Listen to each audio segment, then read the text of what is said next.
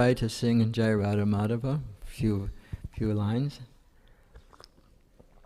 And then we'll speak a little bit about the process of Krishna consciousness and the whole philosophy of the Hare Krishna movement. And if there's time at the end, we'll open up for, what do you call that, reflections and feedback, maybe questions. Hare Krishna.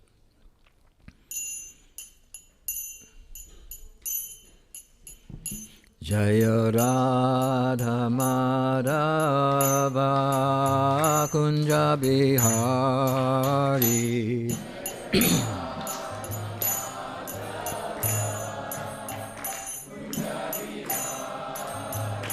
Jaya Radha Madhava Kunja Bihari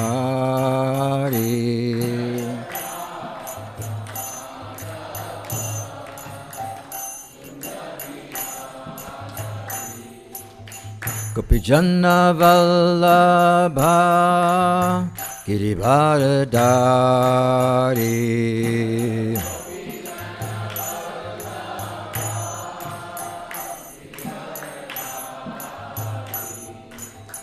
Gopijana Vallabha Girivardhari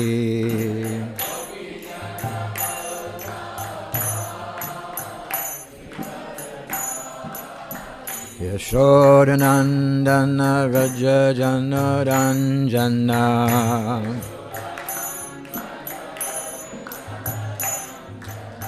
Yashodanandana Rajajana Ranjana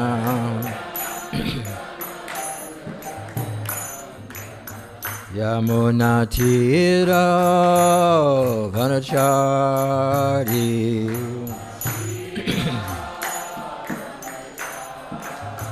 Yamuna Tira Vanachari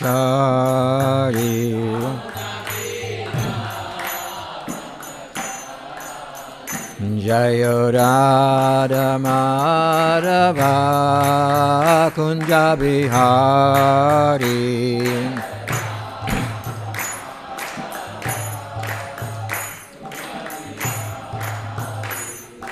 Gopijana Vallabha Girivardhari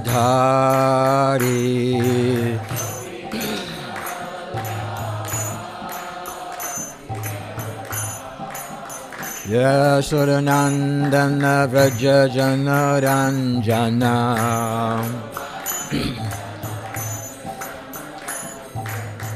Yamuna Tira Vanachari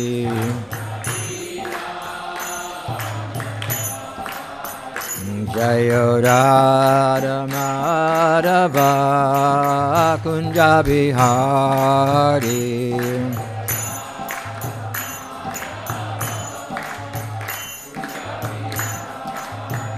Jaya Radha Madhava Kunja Bihari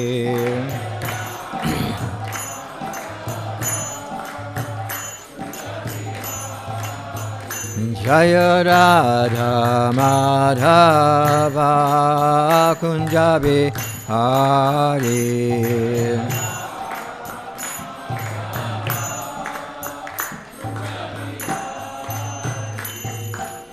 Om Vishnupad Paramahamsa Pravajaka Charja Astotara Satashi Shiman.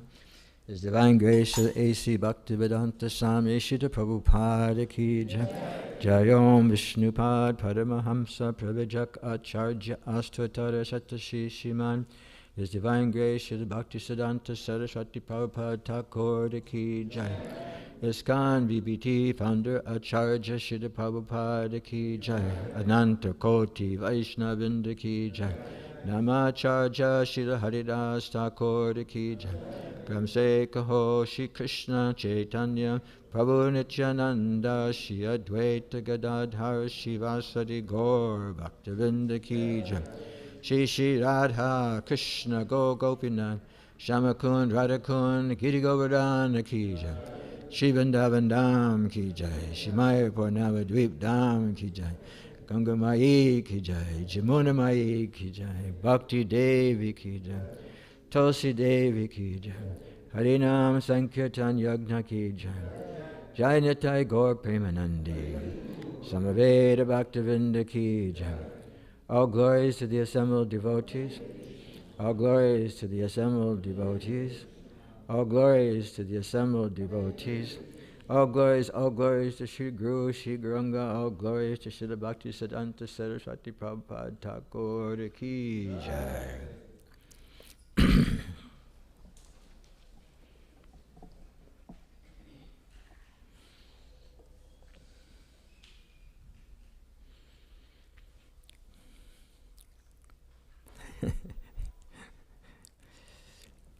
This Krishna consciousness movement, actually Krishna consciousness is Sanatana Dharma. It's the eternal religious practice, if you want to call it religious practice, spiritual practice, stemming over 5,000 years. But when you read from the Bhagavad Gita, you'll understand that this process is eternal. I was reading before I came, Evam para para paptam, that this is coming down in a disciplic succession, this information, this knowledge that we're receiving is coming down from Lord Krishna. Lord Krishna, Krishna's tu Bhagavan Swayam. Krishna is the Supreme Personality of Godhead. And this information is transmitted through a process called parampara. And the parampara means disciplic succession from one teacher to a student. The student becomes teacher, that student becomes teacher, and it comes on down in a disciplic succession in an unbroken chain. In an unbroken chain. So the founder of our society, Srila Prabhupada, would say that our movement, the Hare Krishna movement, is authorized because it is based on Bhagavad Gita. Bhagavad Gita is spoken, or was spoken, or is being spoken, I guess if you want to consider it in the present tense, by the Supreme Personality of Godhead to his friend Arjuna. And Arjuna decided to become Shishya. He decided to become a disciple of Krishna. He, Arjuna, like many, many, many of us, may I dare say all of us, find ourselves in a position of perplexity in this world at almost every single step of our life. We may have some self-confidence here and there because we see things going along a certain way, but we don't know what the journey has in front of us at any moment. We don't know what the journey has. We look at our hands. I understand, according to palmistry, it's a map of our journey. Of course, when we clap your hands in front of the deities during kirtan, the lines change. So that's a good sign. That's a good sign. But this idea of perplexity coming at any moment is there. And this was the challenge for Arjuna. Arjuna was very, very challenged because he had been placed in a position where all of his relatives had decided to have a war over the kingdom. And he had many, many friends and relatives present at that time. Just imagine it, when Krishna drives the chariot between the two parties, he's very intelligent, but he's also tricky. I don't know if you know it. Krishna's a little tricky. So he brought the chariot right in front of his grandfather and his military spiritual master, grandfather Bhishma and Dronacharya Guru. And he said, "Here, Arjuna, here's all the Kauravas whom you're going to fight. What do you think?" And all he could see was friends, family members, his guru, and he had a battle against them. So Arjuna became bewildered. He gave many moralistic, how would we say it, sub-religious, we won't say arguments, but questions or statements to Krishna, saying that this shouldn't happen. This shouldn't happen. It's better for me to go out and just give up the battle. It's better for me to give up this battle because I don't see how any auspiciousness can come from this. Not only auspiciousness, I can only see that sinfulness is coming from this. And he hears it through disciplic succession. And he is thinking that because the opposing party, due to greed, may want to fight the battle and not see any fault in the family quarreling, Arjuna has that vision. Arjuna has that vision because of the nature of Arjuna. Arjuna's nature is that of a Vaishnava. The heart is very soft and palatable, like butter. Anybody here feel like your heart is like butter? Nobody's hand is going up. Huh? Anybody here? Okay, we won't go any further. But out of compassion, he's thinking this way because he understands that if there are no there are no kshatriyas, there's no administrators, then everything goes upside down. Everything goes upside down. And so many things are missing from that. When there's no strong leadership, when there's no real strong law enforcement, we'll say it that way because nowadays law enforcement is a big hot topic.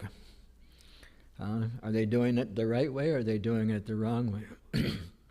Actually, Kshatriya needs to be trained up.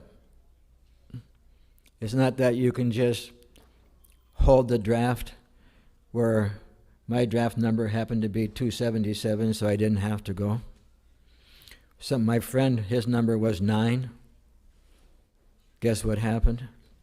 No, I won't even go there. He was forced to go into the army. He was skinnier than me, and I am fairly skinny.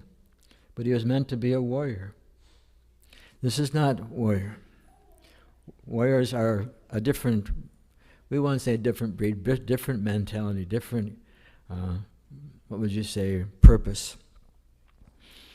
And when they're not there to govern properly, then what happens is that so many things will go wrong.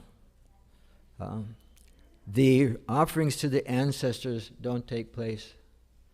The ancestors may be residing literally in a hellish condition. The hellish condition they speak of is unembodied. Just imagine if you had a mind full of desires. I want to go shopping, I want to go to the movies, I want to go to this, I want to do that. I'm this, I'm that. But you don't have a body to do it. You just have thoughts. No way to function, no way to actually perform those things or achieve those things. Become an unembodied person. And Arjuna is seeing that, how will there be any happiness? How is it possible that there'll be any happiness from this battle? I cannot see any happiness. Krishna is known as Janardana. He's known as the maintainer of all living entities. And he's meant to maintain everyone, and how is it possible that he's trying to engage Arjuna and everyone in this battle of Kurukshetra? Of course, we know there's a long history to that. Very, very long history, because there was an invasion. The Asuras. Anybody know what the word Asura is? Raise your hand. Okay, Asura means demoniac nature. The Asuras had invaded the earth. Does that sound interesting? Just imagine all kinds of living entities sneaking in, taking over government positions, and creating a huge burden for the earth. And so it was decided by Bhumi, Mother Earth, this is getting too heavy. I need help. So she went to the demigods, and the demigods approached Krishna. And through their prayers, Krishna agreed to come. But he made the agreement that you must also go. The demigods must also come and take up a position. What do you call it? Supporting actors? Supporting actors. Because it's described in the Srimad Bhagavatam that Krishna and Baladev, they performed pastimes as if acting out so many wonderful things. So Arjuna is so bewildered. And Krishna becomes a little bit astonished because Arjuna is a warrior. Because he put down his bow. He put down his bow. He couldn't even stand up on the chariot anymore. He was so afflicted by the thought of this battle going on. As a warrior, he was unable to stand in his position on the chariot. He put his bow down. There's a whole story about Arjuna's bow never being going down. That's another story. The Gandhiva bow.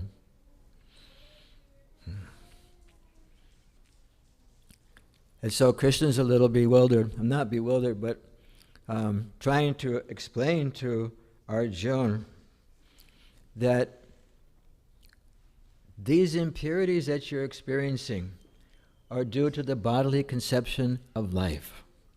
They're simply due to a bodily conception of life. And as a warrior and one who has knowledge of this world, religious principles, not only sub-religious principles, but Arjuna understands. I mean, when you think about it for a moment, Arjuna is a dear friend of Krishna, who is the Supreme Personality of Godhead. How could he become bewildered?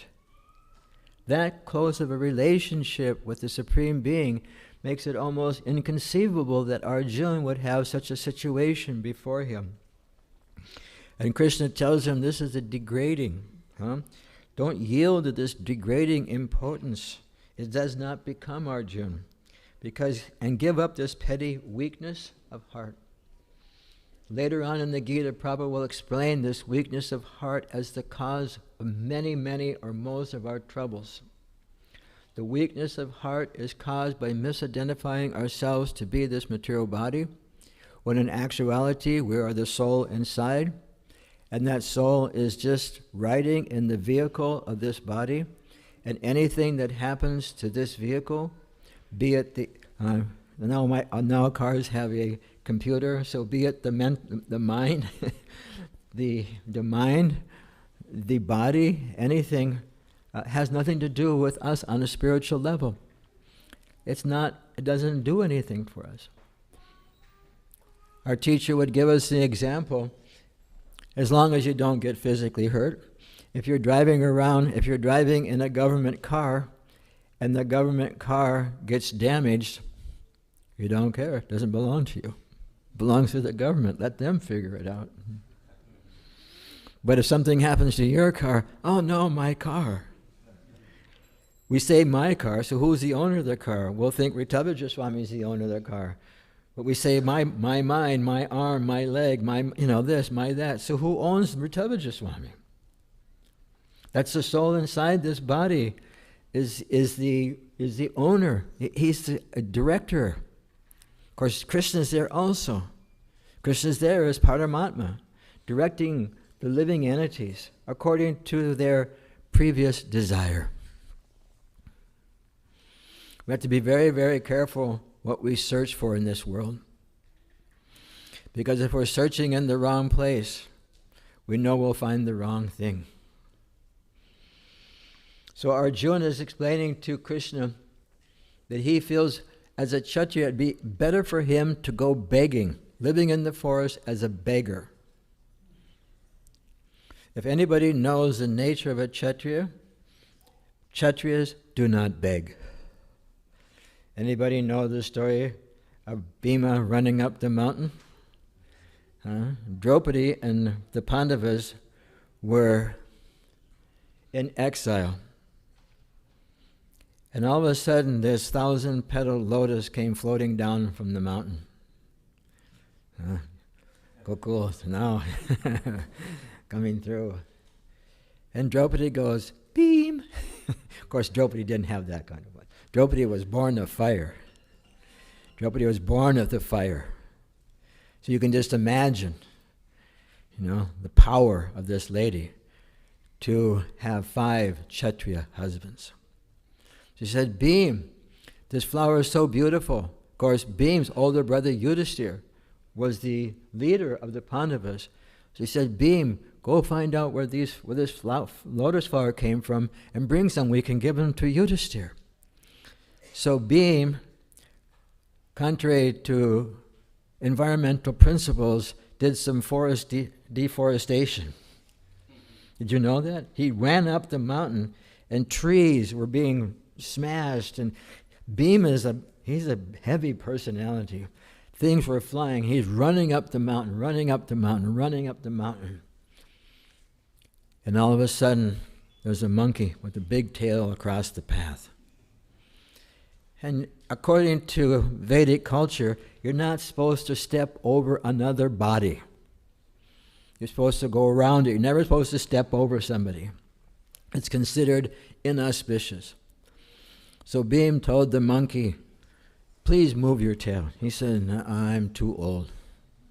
I'm too old. You move it. And Bhim said, no. Just, you're a monkey. Just, all you got to do is this. It's not like you have to go to the gym and perform some special austerity. And the monkey said, no, I can't do it. I'm too old. I'm too weak. You move it. So Bhim went to move the tail, and he goes to pick it up, and he can't even make it shake. It's stuck. The tail is immovable. It's like, Bhim could pick up almost a mountain, but he couldn't pick up that tail. And Bhim began to think, this isn't an ordinary monkey. Do you know what monkey that was? Raise your hand if you have an idea. Hanuman, yeah. Hanuman was residing in the hill, and he was there just to show Bhim. Because Bhim and Hanuman are what? Brothers, born of the same father, Vayu. Born of the same, so Bhim, there was so many, he just asked Hanuman so many things. Please show me what you did when you were with Rama to carry that mountain across the ocean. Please tell me what you did. Please show me so many forms and stuff like that. So that went on. Of course, Bhim finished the job of going to get the 1,000-petaled lotus flower. He went all the way up, and he ended up in the courtyard, or the, place for the demigods enjoy an angelic, pastimes in celestial waters. And Bhim just went in there and started picking flowers. And all of a sudden, the yakshas, they said, you can't pick flowers here. You have to ask permission from Kuver. I think it was Kuver, right? And Bhim says, I don't ask for permission. I'm a Kshatriya. I just do what I want to do. If you want to stop me, try. What do you want to do? Huh? What did you call me? And so then they attacked Bhim, and Bhim smashed them all and brought down the lotus flower. That's the nature of Kshatriya. But here's Arjuna, completely bewildered.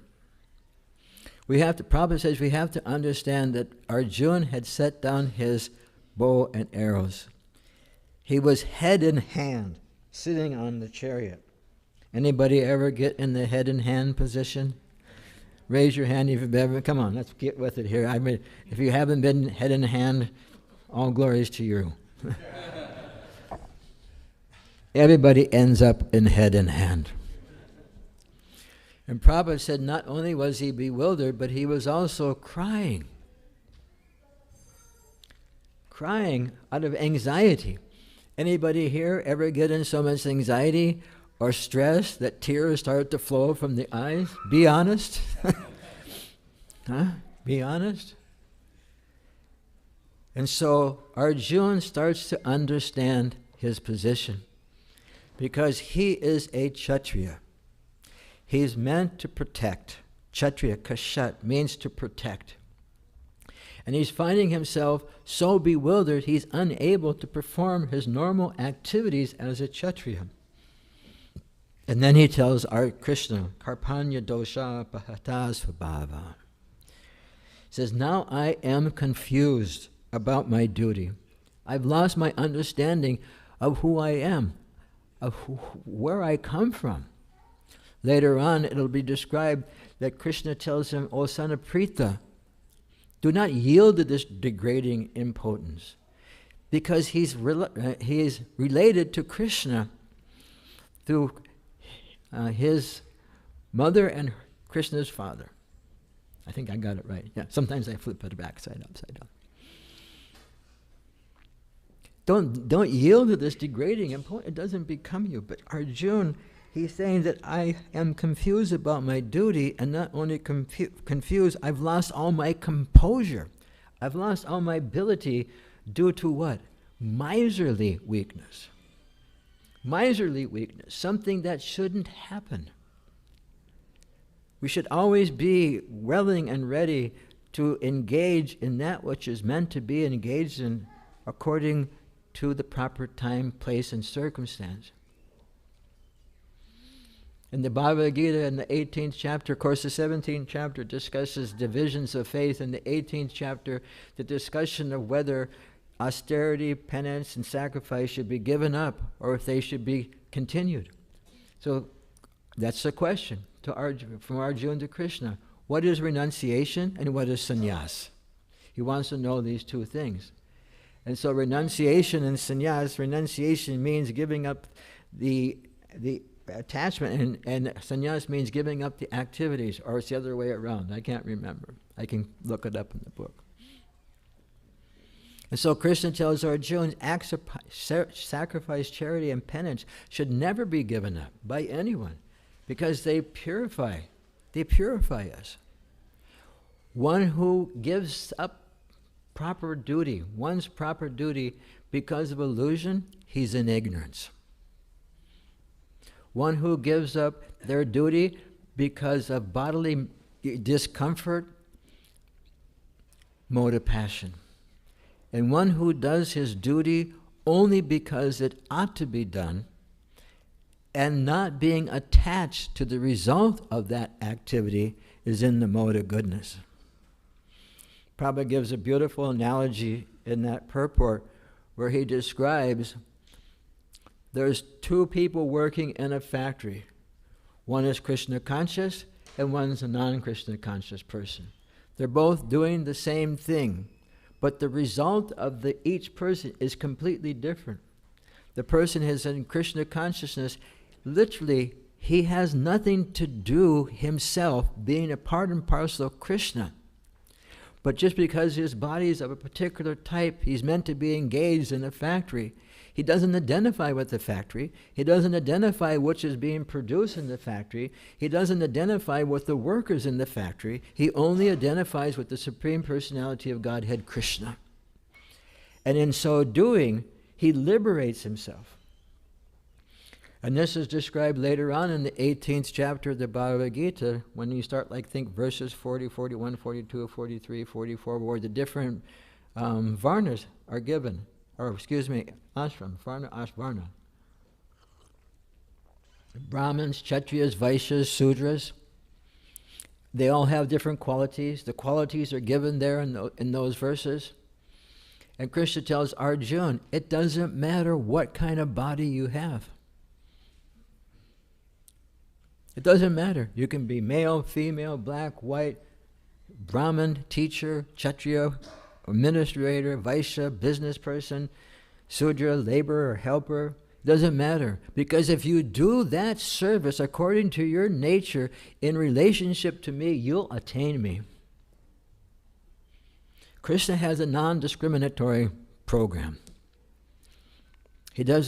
All he wants is one thing. Tesham satata yuktanam brajatam pritapur. He wants the heart. And if you're working in the factory and you give your heart to Krishna and you're working to the best of your ability, Krishna sees it.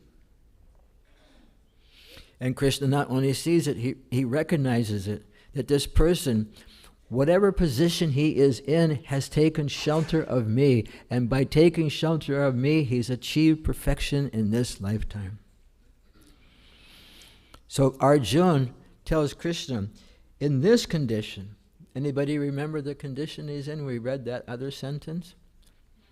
Now I am confused, and I have lost all composure because of, there you go. Miserly weakness. There was three different things. In this condition, I'm asking you to tell me for certain, what is the best thing for me? What is the best thing for me? Now I am your disciple. Shishate ham siddha mam tvam papadanam. Now I'm your disciple, and a soul surrendered unto you, please instruct me. This is one of the top, if not the top, most necessary thing that we can do in this lifetime, is to take shelter to get understanding of our constitutional position in relationship to Krishna, and give up the illusion of this material world, thinking that this material world can produce any sense of happiness. It can't do it. It's built in such a way that it doesn't work that way. It's like trying to use a lawnmower to, I don't know, take out the garbage. I guess you probably could hook it up on the back. It just doesn't work that way. It doesn't work that way. So Prabhupada illuminates us in the commentary in his purport. By nature's own way, the complete system of material activities is a source of perplexity for everyone. I'll read it again. By nature's own way, the complete system of material activities is a source of perplexity for everyone. Anyone here doing any type of material activities? We have to go to work, we have to brush our teeth.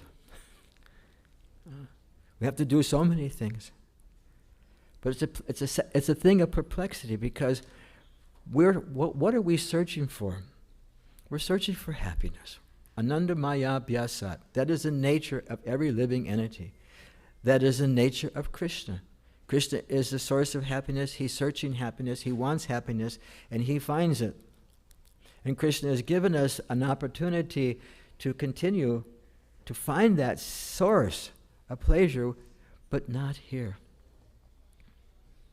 Not here. It's described here by His Divine Grace, Srila Prabhupada. In every step there is perplexity, and therefore it behooves one to approach a bona fide spiritual master who can give one proper guidance for executing the purpose of life. All Vedic literatures advise us to approach a bona fide spiritual master to get free from the perplexities of life, which happen without our desire. I've given this example.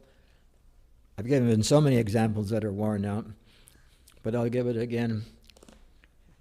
Did anybody here after February 2020 hear about COVID? Anybody hear about COVID in February 2020? Yeah. Did anybody become excited about COVID? Or did anybody get an anxiety? Raise your hand. Raise your right hand if you got an anxiety. Raise your left hand if you got happy. Did anybody go to the pharmacy and ask to get COVID? Anybody go? There's some doctors in the room here. Huh? Somebody raised their hand. You wanted to get COVID? Somebody was looking down that way and nodding his head. So I got a little bit of an illusion there, you know. How many here got COVID?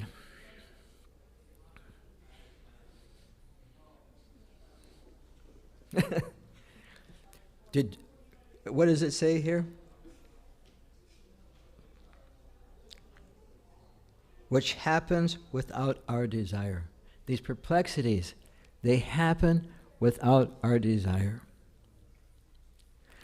Yesterday I was in the car wash.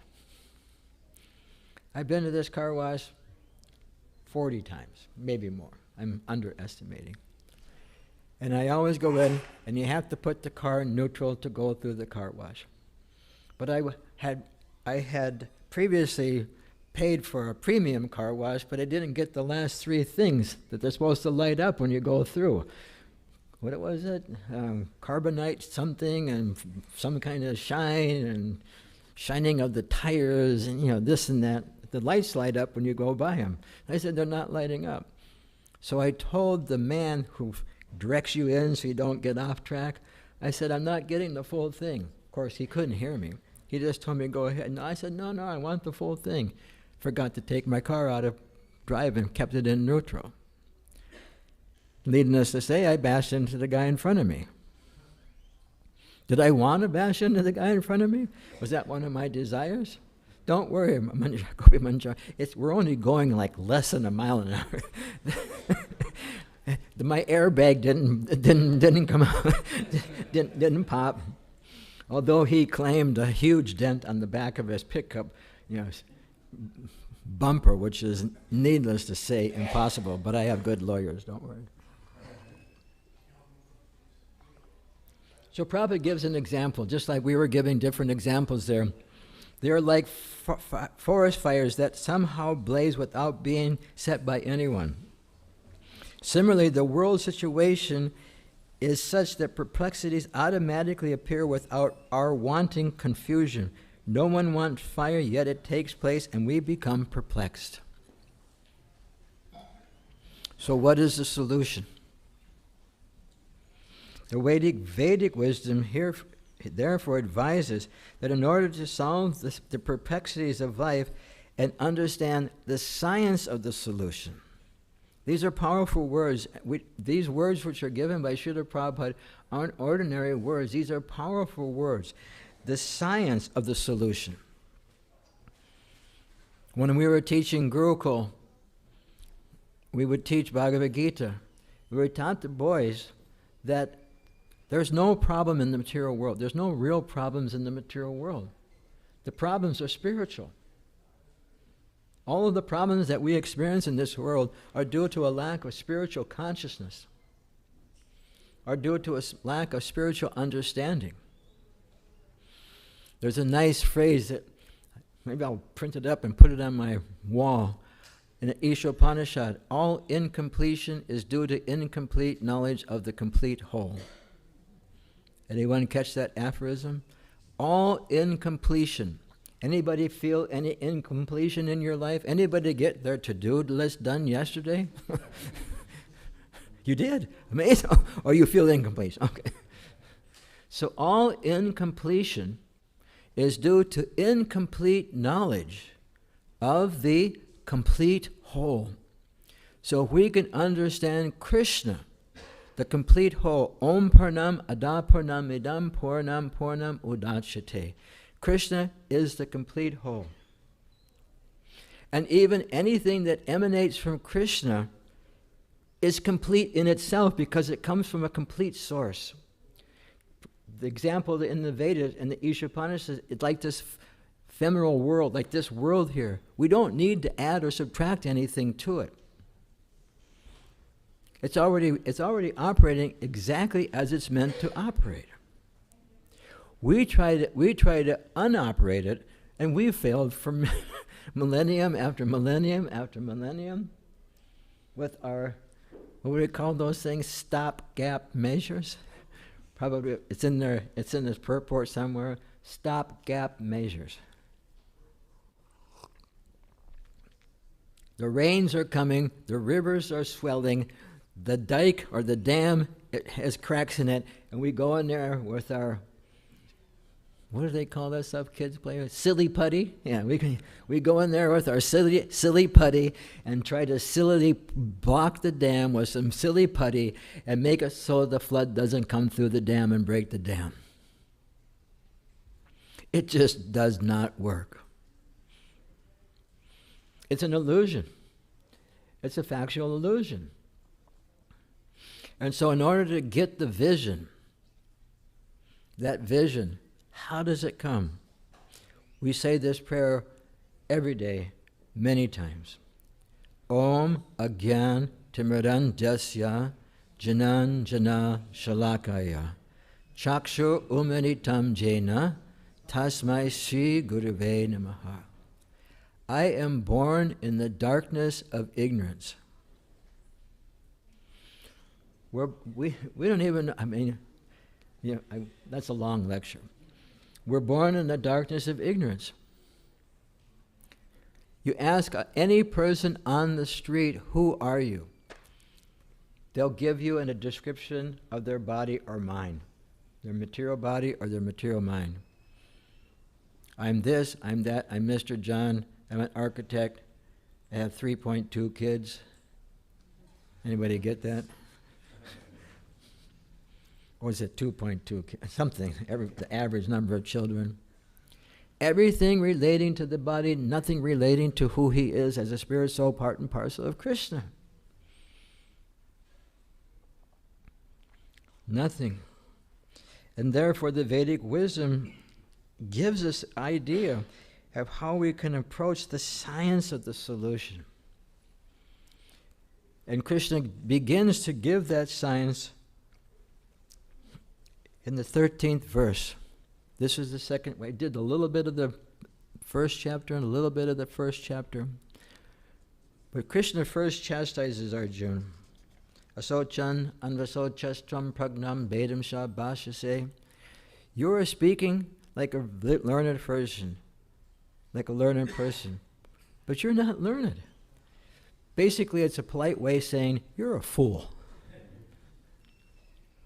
Of course, previously, Krishna was smiling, prasanna. You know, when Arjuna surrendered, it's the describer here, he says, I shall not fight.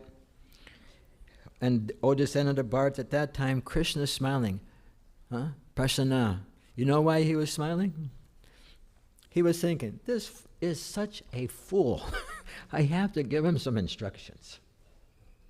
You ever have that experience when somebody is so foolish, it makes you smile and you just think, okay, I got to help this person out. They really need some help.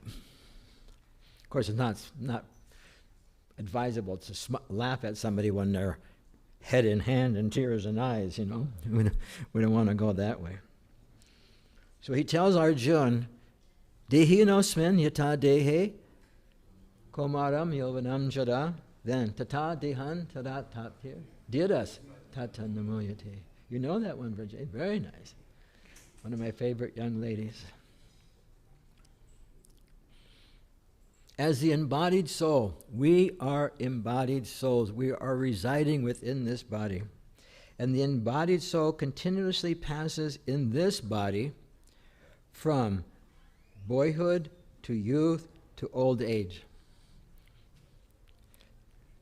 We have, it may even be in the book here, we have these dioramas, or these different displays, and it starts with somebody in the womb, still within the whatever the bag or the womb, whatever that bag for the womb is called, and then it goes through all the different stages. To the next, coming out, then the next one, until you get to the point where you're right in middle age and you got the big hand on the big, the cash bag, and you think everything is going well, and then all of a sudden the cash bag dwindles and you start to dwindle, and pretty soon you're on a stick, And the next thing you know, you're on the ground, and then we won't go any further than that because this is a family program. And so we would utilize, we have these illustrations at our festivals. And when people come up to the illustration, or the diorama, whatever we're going to call it, we ask them, where are you on this chart? Where do you stand on this chart? And they say, I'm right about here. Where'd you come from? Well, I came from there. Where are you going? It's not looking good.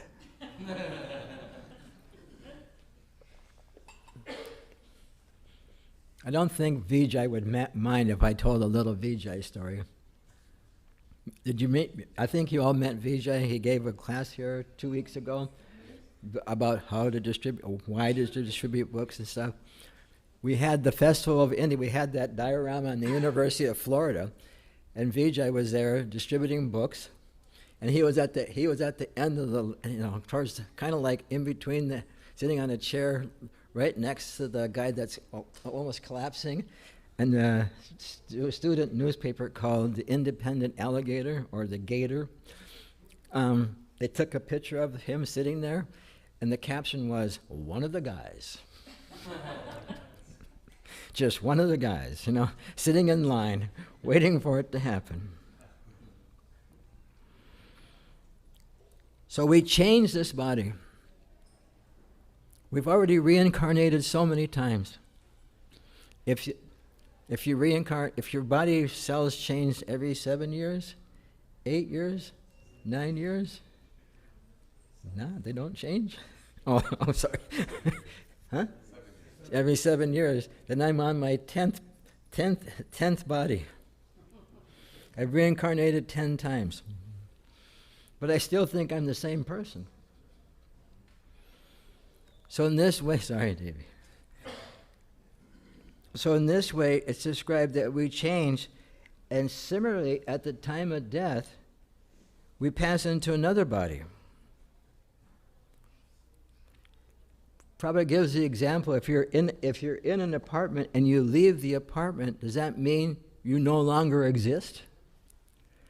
Or if you're driving a car, the car is like our body, and the driver's like the soul, and when you stop the car, or the car stalls, and you get out, do you cease to exist?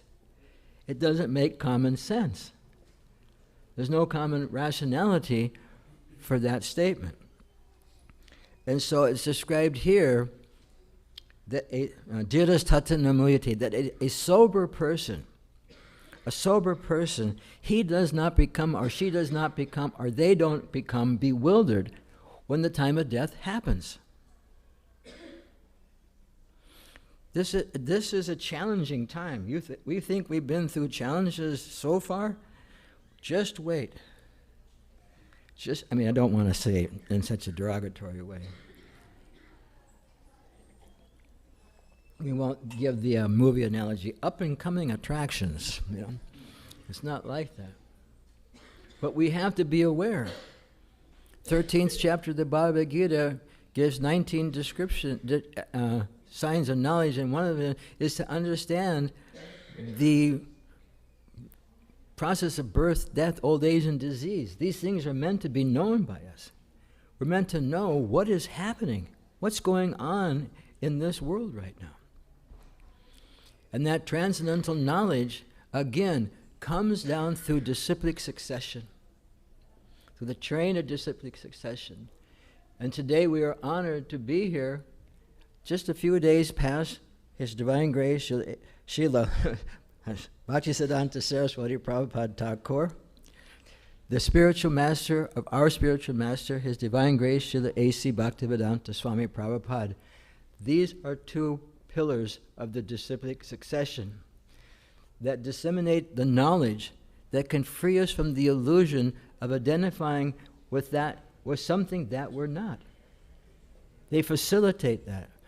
They give us the science of the solution. The science of the solution is given. All we have to do is learn how to accept that science of that solution. I don't have time. I'm busy. So many different reasons we can come up with for not engaging in religious practices.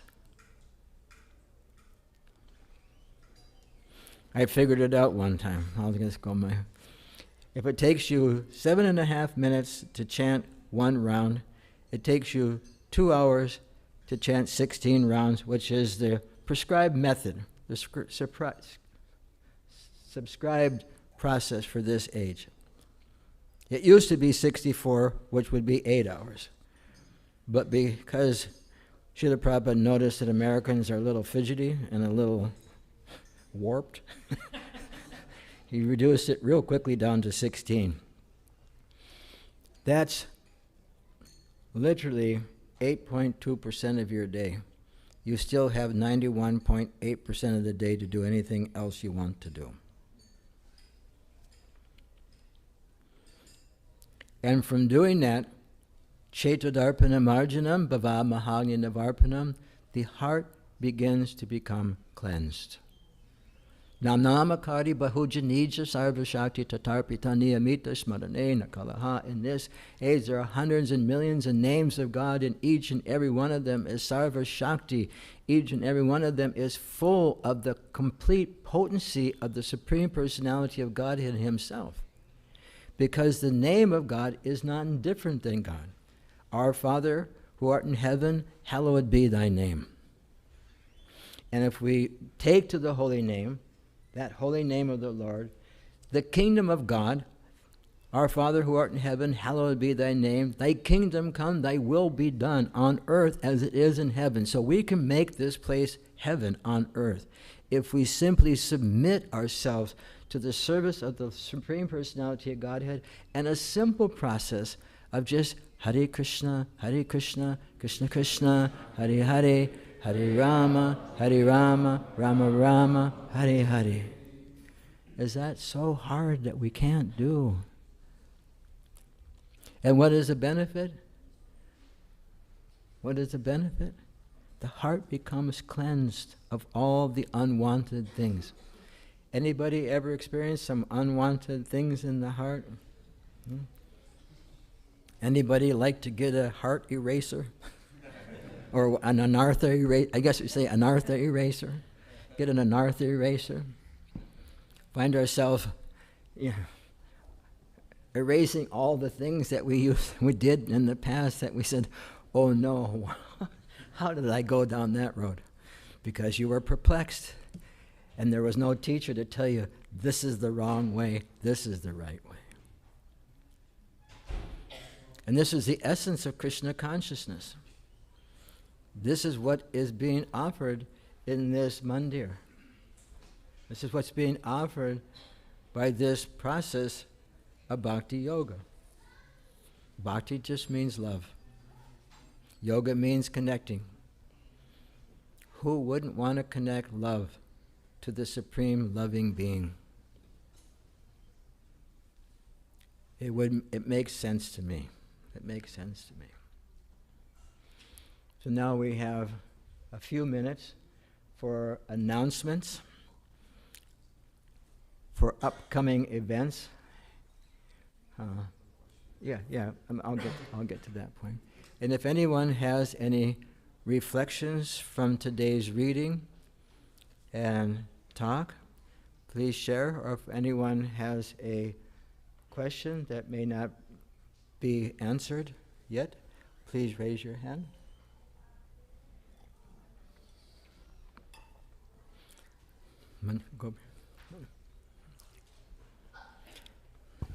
Hi, Krishna Maharaj. Thank you so much for a wonderful class. It's always so special when we have you giving class. You spoke so wonderfully about that verse 2.7, chapter 2, verse 7. And I just wondered if you could talk a little bit about the significance of Arjuna. It's only when he says, I am your disciple and I'm surrendered, that Krishna is like, okay, now I'll help you. I was wondering if maybe you could talk about the significance of that mood in order to receive Krishna's mercy. Yes, very nice question. Arjuna and Krishna were friends. They are Sakya Ras. They're in a friendly relationship. But because Arjuna became bewildered, he wanted to change it. He wanted to have Krishna as his spiritual master. And there are reasons. Of course, the reasons we already gave. There's bewilderment, there's perplexities, there's disappointment. There's so many things in this world. One of the main things is that Arjuna is an eternal associate of Krishna. Arjuna is not bewildered by Mahamaya. Mahamaya means being under the influence of the directions of the material energy. Arjuna is under the directions of Yogamaya, the spiritual energy. And in order for Krishna to once again revive the teachings of the Bhagavad Gita, which had been lost over a period of time, which is described in the 4th chapter where Krishna says, I spoke this science of Bhagavad Gita to the sun god, Vivaswan. But now it's lost and it needs to be presented again. So I'm going to do that to you, Arjuna. For one, you're my devotee, and number two, you're my friend. I can trust you. You're trustworthy. I can get vulnerable with you. You can get vulnerable with me. Arjuna got vulnerable with Krishna. Krishna can get vulnerable with Arjuna. And so in order for us to have this understanding given to us, Arjuna is placed into Yogamaya, where he thinks that, how is all this happening? And he's doing that to present how we are. This is how we are. And Arjuna is showing us, he's putting himself in front of a mirror in a vulnerable position to show us how we need to get in that vulnerable position and put our guard down and let Krishna rule our life. Guide our life. Rule is too heavy. Let Krishna guide our life. Let Krishna be our compass in this life. And when the compass is going a little off, seek shelter. Seek direction. There's no harm in being lost. The harm is not asking for help. Anyone would give help to a lost person. And so this is what's going on here. And then Krishna, he's smiling because Prabhupada said, I heard in a lecture, he's a fool. I'm like, what can I do? But also, it's described in Burjan Prabhu's Surrender Unto Me, that Krishna is smiling because, yes, now I get to speak the Bhagavad Gita. Huh? Just imagine if somebody came to you and completely bewildered and just totally surrendered you and said, what should I do? And you just got to speak the whole Bhagavad Gita, and they understood it in 45 minutes or an hour or two.